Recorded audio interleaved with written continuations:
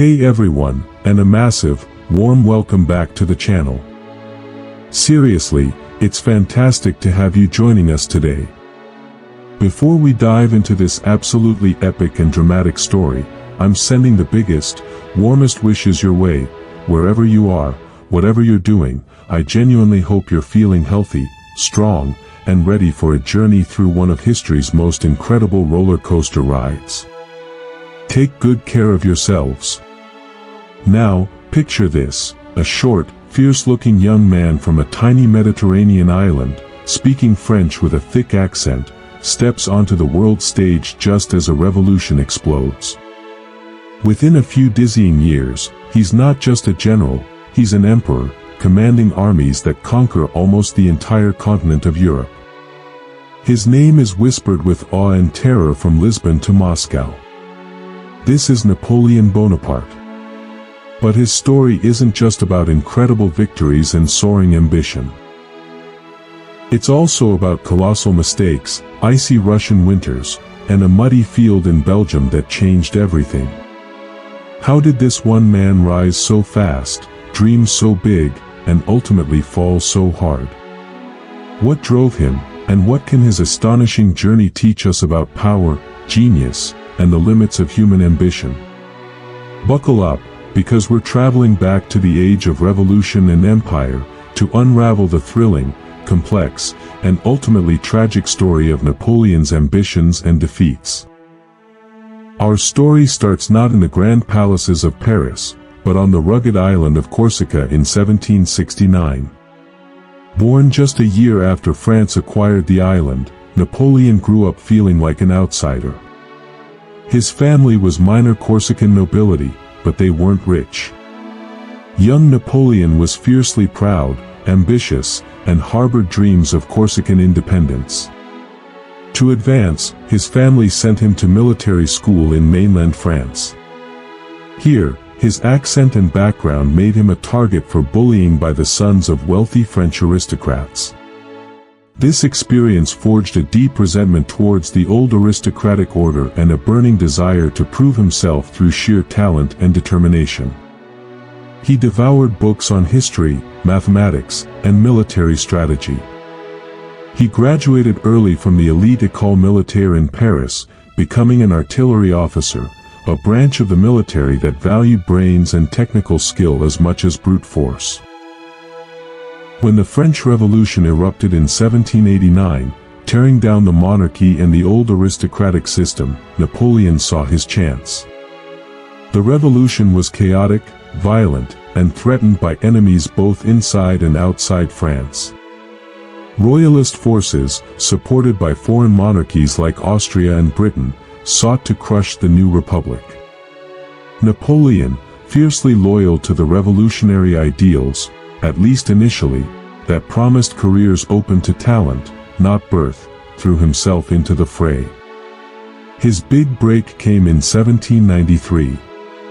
Royalist rebels, backed by the British Navy, had seized the vital port city of Toulon. The revolutionary armies were struggling to dislodge them. Napoleon, just a young captain, saw a flaw in the defenses. He proposed a daring plan to capture a key fort, using concentrated artillery fire. Given a chance, he executed it brilliantly, leading the assault himself. Toulon fell. Overnight, Napoleon became a national hero and was promoted to brigadier general at the age of 24. He was marked as a man to watch. The years following Toulon were turbulent, even for the chaotic revolution. Napoleon briefly fell out of favor during the shifting political winds of the Terror. But in 1795, another crisis gave him his defining moment. Royalists in Paris, angry at a new constitution, rose up in revolt against the revolutionary government, the Directory. Desperate, the Directory turned to Napoleon, known for his decisiveness and artillery skills. He was put in charge of defending the government headquarters at the Tuileries Palace. Faced with a large, armed mob advancing through the streets, Napoleon didn't hesitate. Famously, He ordered his troops to load their cannons with grape shot, essentially giant shotgun shells filled with musket balls. With the command, a whiff of grape shot, his guns cut down the advancing rebels in the streets near the Church of St. Roch. The revolt collapsed instantly. Napoleon saved the Directory and became the most powerful military figure in Paris. His reward? Command of the ragged, poorly supplied French army of Italy. Everyone expected this to be a sideshow, even a dead-end assignment. But Napoleon saw opportunity. He transformed the demoralized army through sheer force of will, inspiring speeches promising glory and loot, and brilliant, lightning-fast maneuvers. He invaded Italy in 1796. What followed was a military masterpiece. Using speed, surprise, and dividing his forces to threaten multiple enemy positions at once, he outmaneuvered and defeated larger, better-equipped Austrian and Sardinian armies again and again. Battles like Montenotte, Lodi, Castiglione, Arcole, and Rivoli became legendary. He captured Milan, then swept south, forcing the Pope to sue for peace. Austria, reeling from defeat after defeat, signed the Treaty of Campo Formio in 1797, handing over vast territories in Italy and Belgium to France. Napoleon returned to Paris not just a hero, but a superstar. He had brought wealth, glory, and territory to France. He had shown a genius for strategy that left Europe stunned. The Italian campaign wasn't just victory, it was the launchpad for his imperial ambitions. It proved he could achieve the seemingly impossible. Napoleon's ambitions now stretched beyond Europe. He dreamed of challenging Britain, France's eternal enemy, not just on land, but by striking at its vital trade routes and colonial power. He set his sights on Egypt. Controlling Egypt would threaten Britain's access to India, the jewel in its imperial crown. In 1798, Napoleon sailed with a large fleet and army, evading the British Navy, led by the rising star Horatio Nelson. He captured Malta easily, then landed in Egypt. He won a dramatic battle against the formidable Mamluk cavalry at the Battle of the Pyramids, bringing Egypt under French control. He brought scholars and scientists along, aiming to study and modernize Egypt. The Rosetta Stone, key to deciphering hieroglyphs, was discovered during this expedition. But the campaign quickly turned sour. Just days after Napoleon entered Cairo, Nelson finally located the French fleet anchored in Aboukir Bay. In the ferocious Battle of the Nile, Nelson destroyed almost the entire French fleet, trapping Napoleon and his army in Egypt. Cut off from France, the situation deteriorated. The local population resisted fiercely. Plague ravaged the troops. An attempt to march north into Syria was blocked at the Siege of Acre by determined Ottoman defenders aided by the British Navy. Facing disaster, Napoleon made a stunning decision. In 1799, leaving his army behind under another general, who would later surrender, he slipped through the British naval blockade with a small group and sailed back to France. He abandoned his army. While this might seem like a betrayal, back in France, news of the Egyptian adventure had been spun as a glorious success against the Ottomans. The reality of the disaster hadn't fully sunk in. More importantly, France was in crisis again. The Directory government was weak, corrupt, and ineffective. The country faced military defeats in Europe and economic turmoil. Many French people, tired of revolutionary chaos, longed for stability and strong leadership. Napoleon arrived at the perfect moment. He was still the dazzling hero of Italy. He presented himself as the savior France needed. What happened next was the famous coup of 18 Brumaire, November 9, 1799. Napoleon, with the backing of key political figures like his brother Lucien and the cunning politician Emmanuel Size, and crucially, the loyalty of soldiers, staged a takeover. The plan was to dissolve the weak Directory and replace it with a new three-man executive called the Consulate.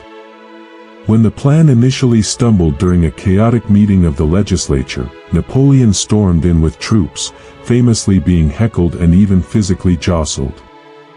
His brother Lucien, presiding over the assembly, saved the day by rallying the soldiers outside, claiming the deputies were trying to assassinate Napoleon. Troops cleared the chamber. The coup succeeded. Napoleon became first consul, effectively the dictator of France. He was just 30 years old. As first consul, Napoleon moved swiftly to consolidate power and bring order. He ended the chaos of the revolution, but kept many of its key reforms. He centralized administration, making government far more efficient. He negotiated peace treaties with Austria and Britain, temporarily, ending the decade-long revolutionary wars. His most enduring achievement was the Napoleonic Code, Code Napoleon. This comprehensive legal system replaced the tangled mess of old royal laws and revolutionary decrees. It emphasized clear laws, equality before the law, for men, property rights, and secularism. While it rolled back some gains for women made during the revolution, it became a model for legal systems worldwide. He reformed education, established the Bank of France to stabilize the economy, and signed the Concordat with the Pope, mending relations with the Catholic Church while ensuring state control over the Church in France. France experienced a period of stability, prosperity, and national pride. In 1802, a national plebiscite vote made him consul for life. The stage was set for the ultimate step. On December 2, 1804, in a lavish ceremony at Notre Dame Cathedral in Paris, Napoleon crowned himself Emperor of the French. In a stunning act of symbolism, he took the crown from the hands of Pope Pius VII and placed it on his own head, declaring he owed his throne to no one but himself and the French people. He then crowned his wife, Josephine, Empress. France was now an empire, and Napoleon its absolute ruler. His ambition knew no bounds. He wasn't content with ruling France, he sought to dominate Europe, creating a new order with himself at its head. He placed family members on thrones across the continent. His brother Joseph became King of Naples, then Spain, his brother Louis, King of Holland, his brother Jerome, King of Westphalia, his brother-in-law Murat, King of Naples after Joseph moved. His stepson Eugene de Beauharnais became Viceroy of Italy. Europe became a Bonaparte family affair. He dismantled the 1,000-year-old Holy Roman Empire, replacing it with the French-dominated Confederation of the Rhine. He redrew the map of Europe seemingly at will. But this imperial project faced fierce resistance. Britain, safe behind its powerful navy and channel, remained his implacable enemy, funding coalitions against him. Napoleon knew he couldn't invade Britain without controlling the seas. In 1805, he massed his formidable Grande Armée at Boulogne on the French coast, poised for invasion. But first, he needed to defeat the Royal Navy. His plan was to lure the British fleet away from the Channel. The French and Spanish fleets would combine, gain temporary control of the Channel, and allow the invasion barges to cross. It was a colossal gamble. Admiral Villeneuve, commanding the combined fleet, was chased by Nelson. Villeneuve eventually took refuge in the Spanish port of Cadiz. Ordered by Napoleon to break out and head for the Mediterranean, Villeneuve sailed, only to be intercepted by Nelson off Cape Trafalgar on October 21, 1805. Nelson employed revolutionary tactics, cutting perpendicularly through the Franco-Spanish line, shattering their formation. In a ferocious battle, Nelson was killed, but the British achieved a total, crushing victory. 19 French and Spanish ships were captured or destroyed, not a single British ship was lost. Trafalgar ended any hope of a French invasion of Britain. Napoleon's naval ambitions were shattered. He would never challenge Britain at sea again. Stung by Trafalgar, Napoleon turned his immense land power east. The Third Coalition, Britain, Austria, Russia, Sweden, was moving against him. He abandoned the camps at Boulogne and marched the Grande Armée with astonishing speed into Central Europe. In a matter of weeks, he surrounded and captured an entire Austrian army at Ulm without a major battle. He then marched on Vienna, capturing the Austrian capital.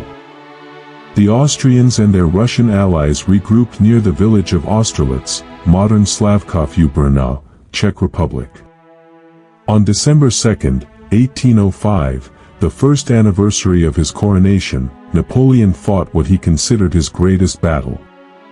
Facing the combined Austro-Russian army led by Tsar Alexander I and Emperor Francis II, Napoleon was outnumbered. He deliberately weakened his right flank, tempting the Allies to attack there. They took the bait, committing their main force. Meanwhile, Napoleon hid a significant part of his army in the early morning fog. As the Allies stretched themselves thin attacking his right, Napoleon launched a massive assault on the weakened Allied center, capturing the crucial Pratzen Heights. Simultaneously, his hidden forces attacked the Allied left flank. The Allied army was split, surrounded, and utterly crushed. Thousands drowned trying to escape across frozen lakes Napoleon had ordered his artillery to target. Austerlitz was a masterpiece of deception, timing, and decisive action. It became known as the Battle of the Three Emperors. Austria was forced to sign the humiliating Treaty of Pressburg, losing vast territories. The Third Coalition collapsed. Napoleon was at the absolute peak of his power. The Holy Roman Empire was dissolved. In 1806, he established the Confederation of the Rhine, binding most German states, except Prussia and Austria, to France. Prussia, alarmed by Napoleon's power right on its doorstep, rashly declared war alone later that year. Napoleon crushed the famed Prussian army in twin battles, Jena and Auerstadt, on the same day. He marched triumphantly into Berlin. Prussia was virtually erased as a major power.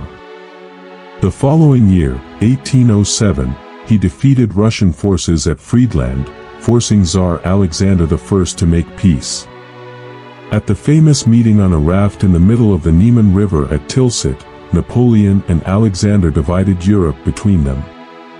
Russia acknowledged French dominance in Western and Central Europe and joined Napoleon's continental system, his plan to economically strangle Britain by banning all European trade with it. Napoleon seemed invincible. He controlled, directly or through allies and family, most of continental Europe. His empire stretched from the North Sea to the Adriatic, from Spain to the borders of Russia. The only thorn in his side was Britain, unreachable across the sea, but seemingly contained by his continental blockade. Napoleon's ambition to isolate Britain economically through the continental system was a key driver of his eventual downfall. The idea was simple: forbid all European nations under French control or influence from trading with Britain. Without European markets for its goods and without access to European resources, Britain's economy would collapse, forcing it to sue for peace. On paper, it seemed powerful. In reality, it was incredibly difficult to enforce and deeply unpopular. Britain responded with its own naval blockade, strangling French seaborne trade. More importantly, the continental system caused immense hardship across Europe. Ports like Amsterdam and Hamburg, reliant on trade, were ruined. Industries that relied on British raw materials or markets suffered. Colonial goods like sugar, coffee, and cotton became scarce and expensive, fueling smuggling and resentment. Napoleon became increasingly tyrannical in enforcing the system, occupying key ports like Portugal's Lisbon to close them to British ships. When Portugal refused to comply, Napoleon invaded, sparking the disastrous Peninsular War, 1808–1814. To get his troops to Portugal, he needed to march through Spain. Exploiting internal divisions in the Spanish royal family, Napoleon forced both the Spanish king and his heir to abdicate, placing his brother Joseph on the Spanish throne. This was a catastrophic miscalculation. The Spanish people rose in furious, spontaneous national revolt. Britain saw an opportunity and sent an army under the future Duke of Wellington to support the Spanish guerrillas. The Peninsular War became a bloody quagmire for France. The Spanish guerrillas waged a relentless, brutal guerrilla war, ambushing French convoys, cutting supply lines, and making every mile of occupied territory dangerous and costly. Wellington's disciplined Anglo-Portuguese army fought a methodical campaign, slowly pushing the French back. Napoleon dismissed it as the Spanish ulcer, but it drained France of hundreds of thousands of troops and vast resources for 6 long years, a constant hemorrhage he could never fully stop. Despite the ulcer in Spain, Napoleon remained focused on his grand design. His alliance with Russia, forged at Tilsit, was crumbling. Tsar Alexander I was increasingly unhappy. The continental system was ruining the Russian economy, which relied heavily on exporting timber and grain to Britain. Russian nobles resented French dominance and Napoleon's creation of a Polish state, the Duchy of Warsaw, on Russia's border, seen as a threat. Napoleon, convinced Alexander was secretly trading with Britain and preparing for war, decided on a preemptive strike. He would invade Russia, defeat the Russian army in a decisive battle as he had done to others, force Alexander back into line, and secure his eastern flank. In June 1812, Napoleon assembled the largest army Europe had ever seen, the Grande Armée, over 600,000 men drawn from across his empire, French, Poles, Germans, Italians, Dutch, Swiss, and more. It was a colossal, multinational force. The invasion began. The Russian strategy, devised by General Barclay de Tolly and later continued by Kutuzov, was simple and brutal: avoid a decisive battle and retreat deeper into Russia, drawing the invaders further in, stretching their supply lines, and scorching the earth, burning crops, villages, and anything the French could use. It was a strategy of exhaustion. Napoleon advanced, expecting a quick battle. It didn't come. The Russians retreated, luring him further east. Battles were fought at Smolensk and Borodino. Borodino, in September 1812, was a massive, bloody slaughter. Both sides suffered horrific losses, around 70,000 casualties total. It was a tactical draw, but the Russians retreated again, abandoning the road to Moscow. Napoleon marched into Moscow in mid-September, expecting Tsar Alexander to surrender. Instead, he found a city largely abandoned. Then, fires broke out, set by the retreating Russians and possibly by desperate residents. Moscow burned for days. Napoleon waited in the ruined city for over a month, vainly expecting Alexander to negotiate. No offer came. Winter was approaching. With his supply lines stretched impossibly thin over hundreds of miles, vulnerable to Cossack raids, and facing starvation and cold, Napoleon had no choice. On October 19, 1812, he ordered the retreat. It was the beginning of a nightmare. The Russian winter arrived early and with savage ferocity.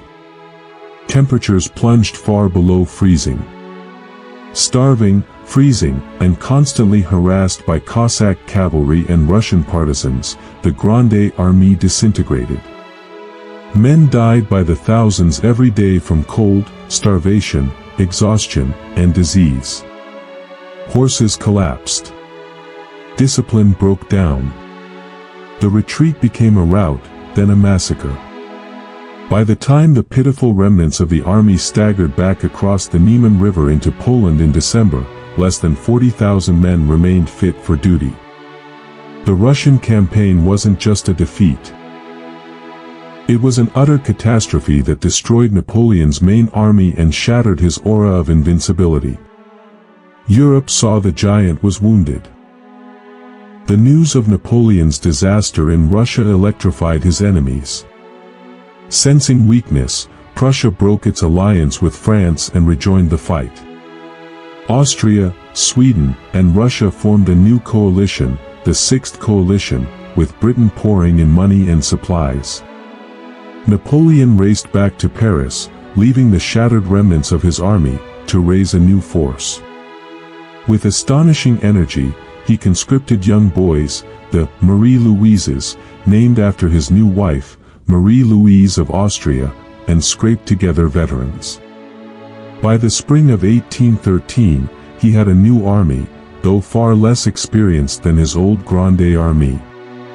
He won initial victories at Lutzen and Bautzen in Germany, showing flashes of his old brilliance.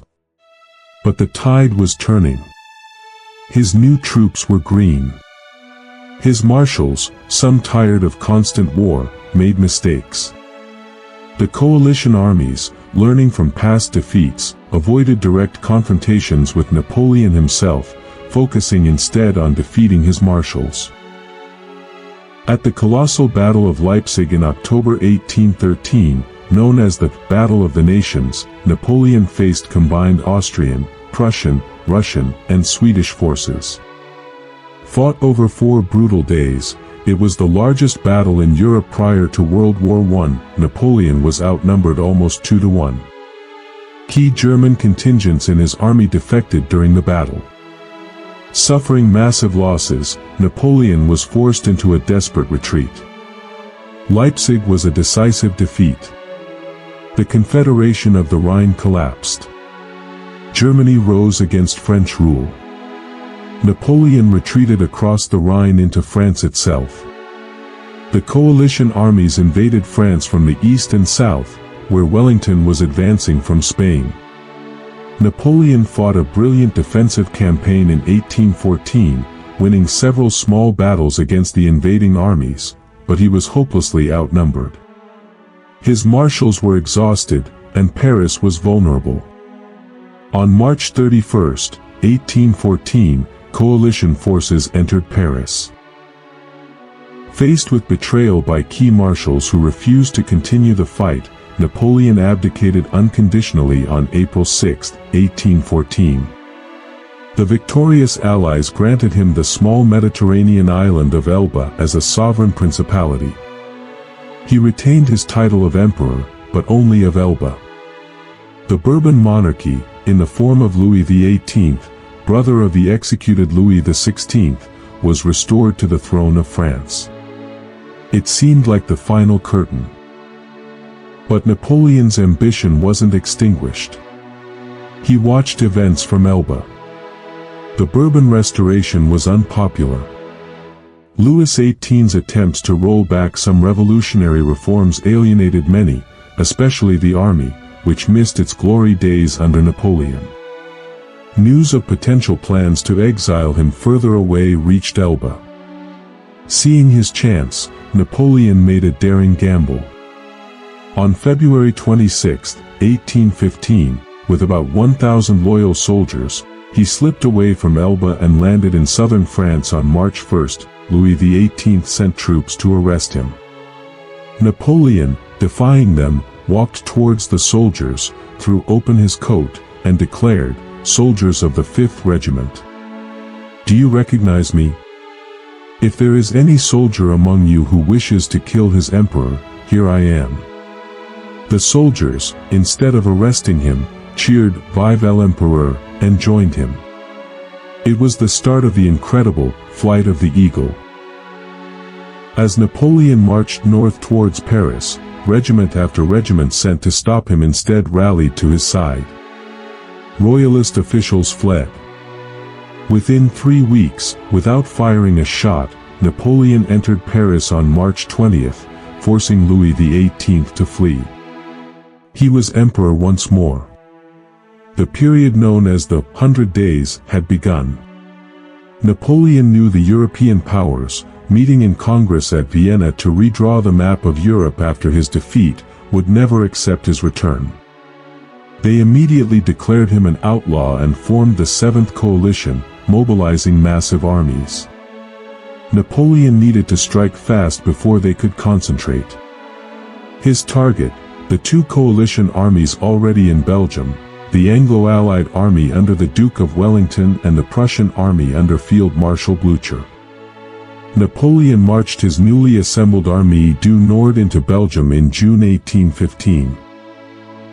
His plan was to drive a wedge between Wellington and Blücher, defeat each separately before they could combine, and then deal with the Austrians and Russians approaching from the east. He initially succeeded in pushing the Prussians back at the Battle of Ligny on June 16, though failing to destroy them. On the same day, his subordinate Marshal Ney fought Wellington to a bloody draw at Quatre Bras, preventing the British from aiding the Prussians. Believing the Prussians were retreating east, away from Wellington, Napoleon sent a third of his army under Marshal Grouchy to pursue them. On June 18, Napoleon faced Wellington's army, drawn up on a ridge near the village of Waterloo. Wellington had chosen a strong defensive position. The battle began late, delayed by rain-sodden ground. Napoleon launched massive infantry assaults against Wellington's center and right, particularly targeting the fortified farmhouses of Hougoumont and La Haye-Sainte. The fighting was ferocious. British infantry squares, formed into impenetrable defensive blocks, repeatedly repulsed French cavalry charges. Napoleon waited for the ground to dry to use his artillery effectively. In the afternoon, he launched his elite Imperial Guard infantry against Wellington's weakened center. As the Guard advanced up the slope, they were met by devastating close-range musket fire and artillery grapeshot from Wellington's reserves, hidden just behind the ridge. The Guard faltered, then retreated, an almost unprecedented sight. At that critical moment, Blücher's Prussians, whom Grouchy had failed to intercept or stop, arrived on the French right flank, having marched hard all day.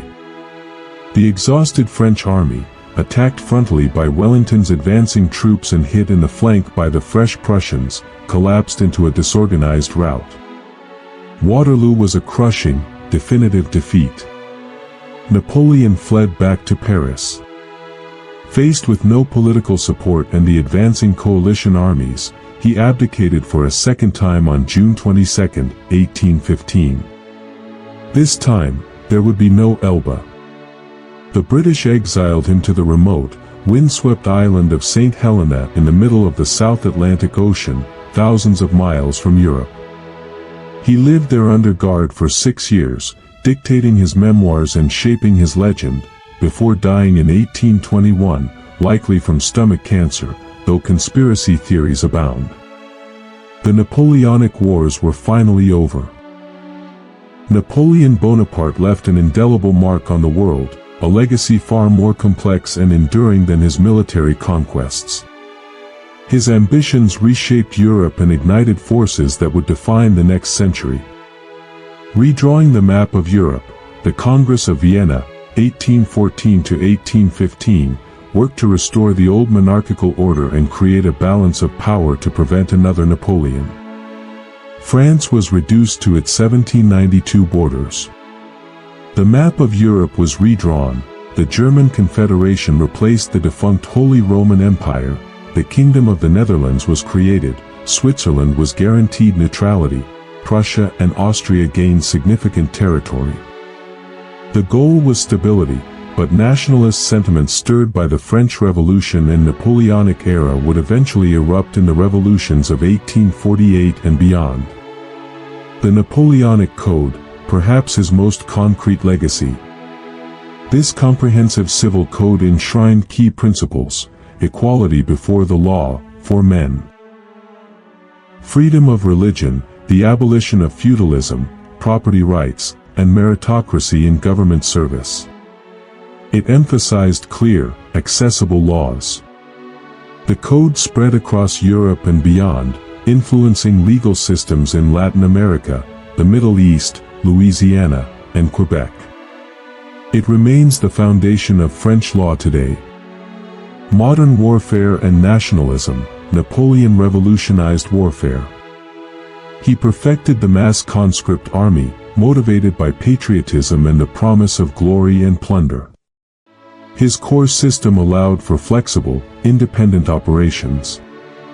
His emphasis on speed, concentration of force, and decisive battle became the model.